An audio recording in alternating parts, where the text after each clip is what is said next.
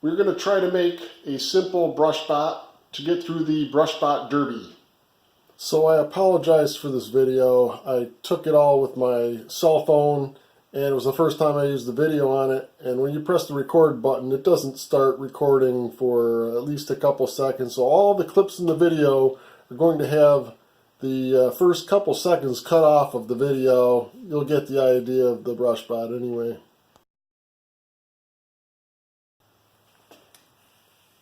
A motor, a weight for the motor, a battery connector, and here we're going for the easy non-solder solution. So we have some alligator clip wires, piece of sandpaper, googly eyes, well, not quite necessary, some tools. We need wire cutters and a glue gun. I think I skipped the art wire or pipe cleaners would do. I chose a small, simple brush. What I'm aiming for is some bristles in the back, slightly angled backwards so that if there's vibration it'll hopefully move forward. And small enough to be able to navigate the Brushbot Derby track and not get stuck in any corners. It's not necessary, but I'm going to attempt to apply some heat with a heat gun just to try to get these bristles to bend backwards and stay a little bit bent backwards like this, so that when it does vibrate it'll move a little faster down the track. More a mess of this than folding the bristles back, but heating from behind did curve some of them backward, so maybe we'll gain something from that. I didn't mention some rubbing alcohol would be good. A couple Q-tips. When it spins, wants to vibrate the brush. So I think the plan here is to glue gun this nut on so that it's not centered, so it'll wobble as it spins. So we're going to hot melt that on.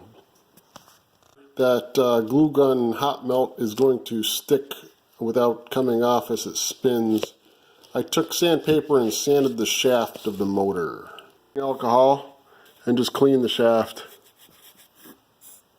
Attempt to glue gun this nut onto the motor shaft. I only have one hand with my cell phone, so we'll see you on the other side.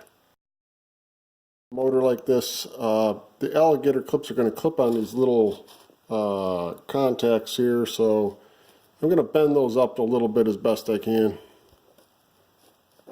Up the battery to the connector. To glue gun the battery right onto the brush and the motor right onto the brush, I figure configuration like this. Now first, we're going to want to rough up the brush and the battery and the motor with some sandpaper where it's going to glue on so that it'll hold without coming off the smooth, shiny surface.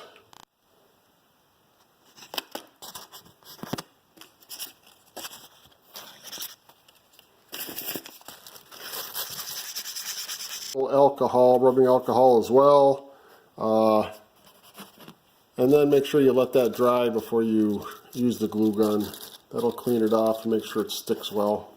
And hot melt the motor on, make sure that the nut will turn on the end without interfering with the side of the brush.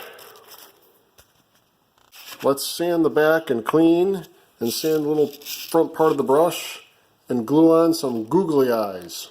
I'm going to add some arms with some art wire. This could be pipe cleaner, but what I want is something that will help us follow through the channel of the track. So I just want to put a couple little arms out to the side on the front and one little bow on the back so that it will prevent the motor from hitting the side wall. Up with the feet. So there's a couple loops in the front for a couple hands, a couple legs in the back, and that'll prevent it from hitting the side and help guide the bot through the track. The Brushbot is complete, so now the only thing would be to make it run, and what we'll do is take these alligator clips and we'll connect one of the battery connections to one of the motor connections, the other battery connection to the other motor connection, and it will run out of wire. Obviously that has to kind of be wrapped all up somehow to get it out of the way. So I've clamped on the alligator clips to the battery wires.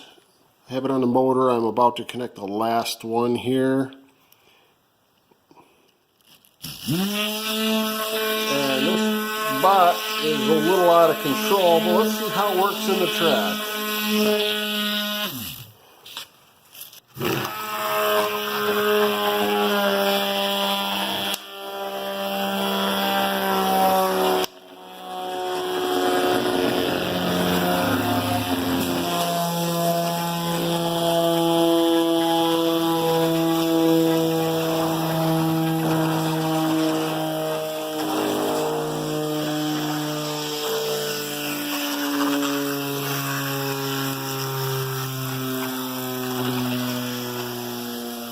I have no idea why. It worked great, and over time the motor got slower and slower. I suspect it's a pretty bad motor or something that's chewing up all the electricity from the battery.